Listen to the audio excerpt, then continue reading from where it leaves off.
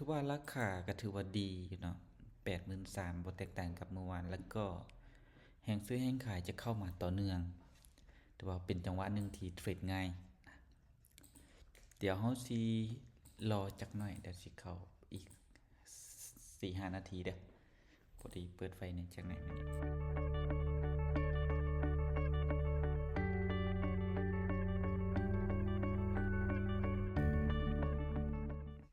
ตามได้ส่วนได้เน้นหากำไรหลังจากมีกำไรกับบริหารกำไรเด้ออันนี้จะเป็นคอนเซปต์อยู่ในห้องมีตติงของเฮาเฮ็ดแนวใดก็ได้ให้เฮาฝากเข้ามาเทื่อเดียวแล้วเฮาเทรดเรื่อยๆนะโดยที่เฮามีวิธีการคำนวณหรือว่าวิธีการบริหารจัดการกำไรเฮ็ดแนวใดก็ได้ถึงว่ามีมือได้เสียแต่ว่าเฮายังเหลือกำไรแล้วเฮาก็เทรดกำไรทุกๆมื้อเนาะแล้วก็แบ่งกำไรถอนแล้วก็ต่อยอดไปเรื่อยๆ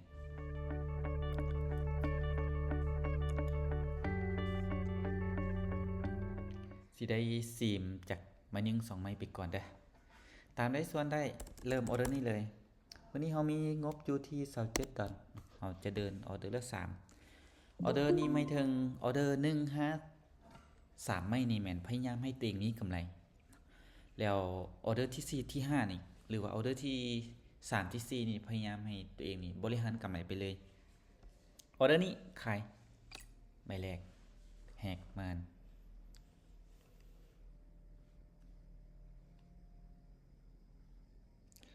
เขาจะมีมีตติ้งแชร์อยู่เนาะไว้ๆนี่เกี่ยวกับการบริหารจัดการกำไรเฮ็ดแนวใดให้เฮามีกำไรตลอด上个小火锅还挺硬，还挺硬。 ทุบลงมาได้ปะ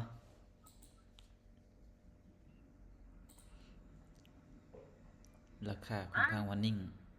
โอเคลงมาอยู่ตามเงื่อนไขก็จะเดิน385อีกหลังจากที่ได้มินิปุ๊บกรณีที่วินเนาะเฮาก็จะบริหารเลยอยู่เพราะว่าใส่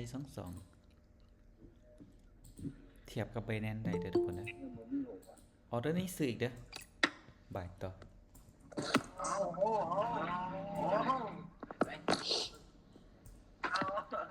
ตามได้ส่วนได้แลกเปลี่ยนน้ำกัน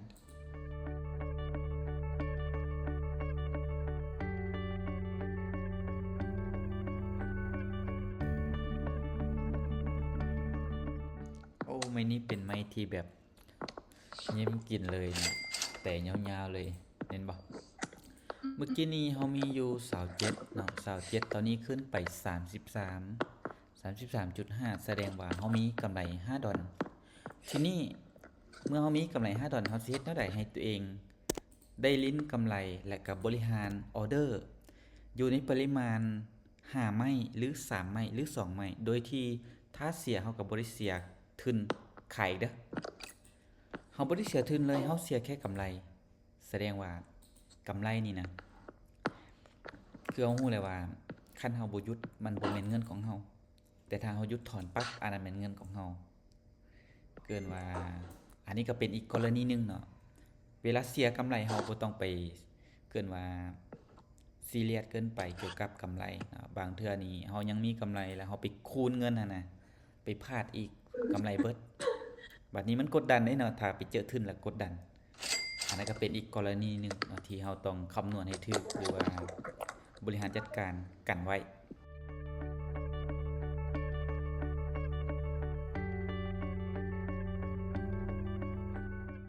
ไปต่อเด้อออเดอร์นี้ซื้ออีกเด้อเป็นหยังคือตามซื้อเนาะตอนนี้ภาวะตลาดเริ่มมีการผลักดันขึ้นมาแล้วมันย่อแล้วก็จะดันขึ้นก็มาเบิ่งว่าออเดอร์นี้จะปิดจ็อบให้เฮาได้หรือบ่เป็นออเดอร์ที่4เชื่อว่าผู้ใดที่เข้ามาเนาะกรณีที่บ่ทันหรือว่ายังบ่เข้าใจเกี่ยวกับคอนเซปต์ในการบริหารตัวนี้สามารถไปเบิ่งได้เนาะเดี๋ยวสิอัปโหลดลงโซเชียลให้ติดตามเนาะเพราะว่าได้สกรีนจอไว้นำเผื่อบางคนอยากไปทวนคืน ตอนนี้นี่เฮาเก็บกำไรอยู่ที่11 ดอลนะหลังจากที่เฮาได้11 ดอลแล้วเนาะเป้าของเฮาแม่น55แม่นบ่สิ่งที่เฮาเฮ็ดตอนนี้ก็คือคอยเกาะเนาะคอยเกาะไปเรื่อยๆขายอีกเด้อคอยเกาะกำไรขึ้นไปเรื่อยๆเสียกำไรน้อยหนึงหยุดเฮายังเหลือกำไร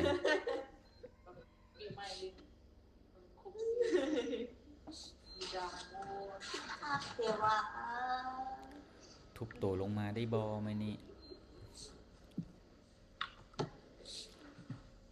ไสมีผู้ใดบวกแล้วบ่4-5ไม่ซ้อนนั่น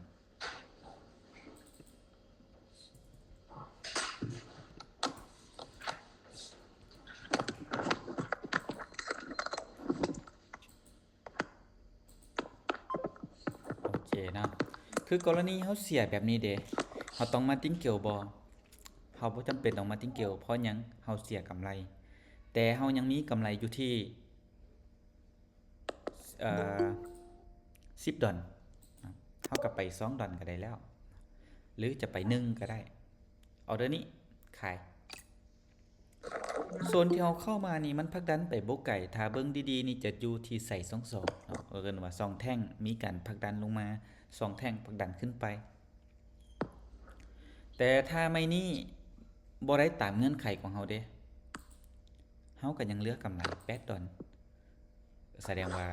เฮาบ่เสีย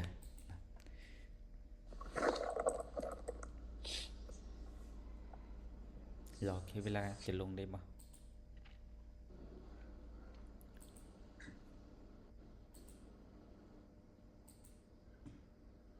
โอเค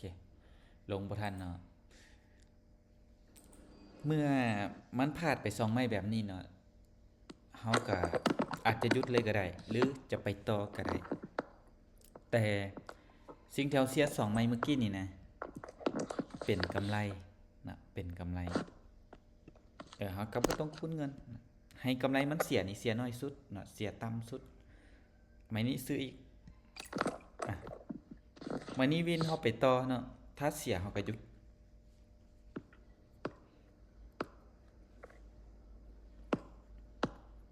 แต่ว่า Politics Trade Martingale ก็บ่ได้มีปัญหาอยู่แล้วเด้อ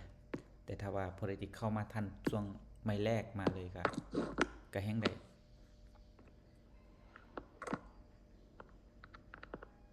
ไปได้ 2-3 แท่งรอแค่ไม่นี้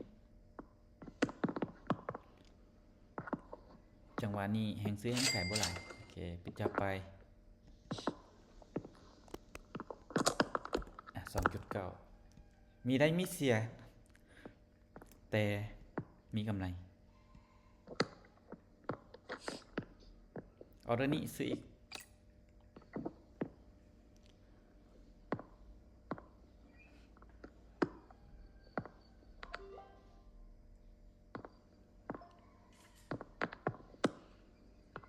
ดีดโตแห้งๆแห้งซื้อเข้ามาเมื่อกี้นี้บักงามๆ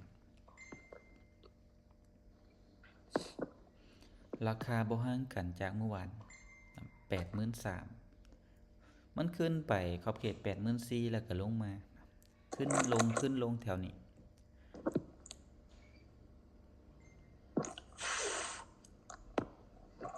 ทันบ่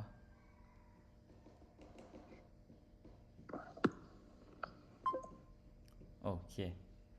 อ่ะคือกรณีตัวนี้นี่ยังมีกำไรวะทุกคนบริหารถ้าบริหารน้ำกันมันมีกำไรได้เนาะคือทางนี้นี่ยังมีอยู่7 ดอล7 ดอลกลับไปอีกนะ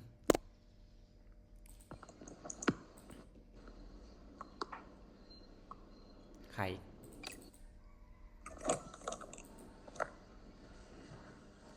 เฮาเทรดทั้งหมดแมน2 4 6 8นะวิน5เสีย3ก็ถือว่าบ่ได้เสียหลายนะอยู่ปริมาณที่โอเค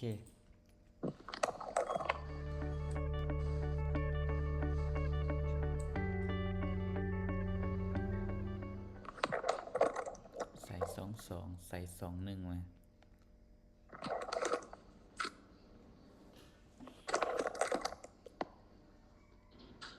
ทันทุบอุ้ย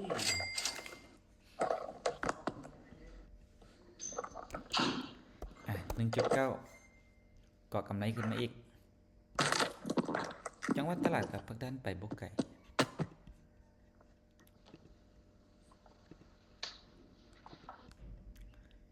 ออเดอร์นี้ซื้ออีกนะบ่ายต่อ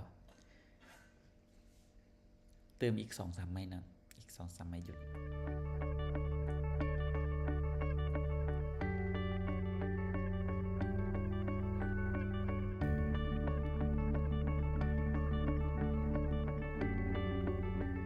เอาขึ้นมายาวๆแบบนี้แล้วหวังว่าจะบ่มีปัญหาอหย่างแล้ว ดิดขึ้นดิดลงมันวะเนี่ยแหละทุกคนราคา BTC เนาะเขาก็เห็นว่ามัน 83,000 เนาะตอนนี้นี่คนกำลังยันจังหวัดตลาด ซึ่งเทรดซันมันก็จะมีการดิดตัวเนี่ยเนาะ3 ไม้สลับ ตอนนี้ก็ยังวนอยู่7 ดอลเนาะไปมาๆแถวนี้แหละบ่ขึ้นบ่ลง กรณีแบบนี้นี่มี 2 ทางเลือกเนาะ1ก็คือถ้าเฮายังมีกำไรต่อให้กำไร3 ดอล5 ดอล10 ดอลก็ตามแต่เฮาก็หยุดได้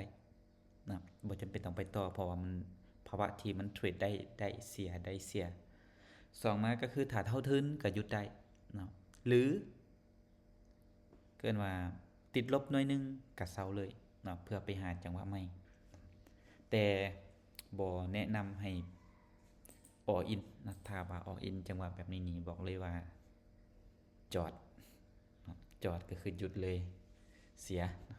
เพราะว่ามันเป็นช่วงที่จังหวะมันกำลังแห่งซื้อแห่งขายบ่หลายแต่มันเฮ็ดให้เฮานี่ตื่นเต้นแม่นบ่เอาเด้อสุดท้ายสุดเด้อมื้อนี้วินก็หยุดเด้อทุกคนเด้อขายวินก็หยุดบ่วินก็หยุดแต่มีกำไร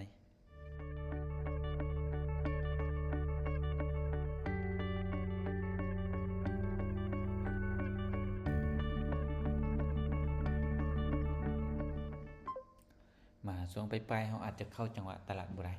แสดงว่าเราก็จะได้หยุดเหลือกำไรอยู่5 ดอลก็ยังอยู่ในขอบเขตที่เราบอกว่าเราเก็บสรุปเบิ่งมีผู้ใดบวกหรือลบเท่าใดเทรดไปเทรดมามีได้มีเสียแต่ว่าสรุปแล้วยังมีกำไรก็โอเค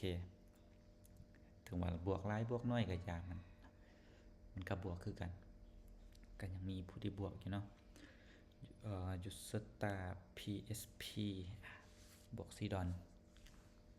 ดอกนี้เด้เข้ามาศึกษาบ่เข้ามาเทรดเดโมกันแลกเปลี่ยนนำกันได้เด้ออยู่ทุนบ่ได้บ่เสียเท่าทุนเอาไว้เก็บหอมใหม่อีก1ยูเซอร์นะบวก10 ดอลโอเคสวยงามมีบ่ผู้ใดลบกับพิมพ์ได้เด้อเพื่อเราได้มาเกินว่าเอามาเป็นแบ็กเทสนะครั้งต่อๆไปสำหรับพร้อมนี้ขอบใจเบิดทุกคนที่เข้ามาร่วมสำหรับผู้ใดที่บ่ได้รายงานกลับไปรายงานดูในกลุ่มเด้อแล้วเจอกันใหม่พร้อมหน้า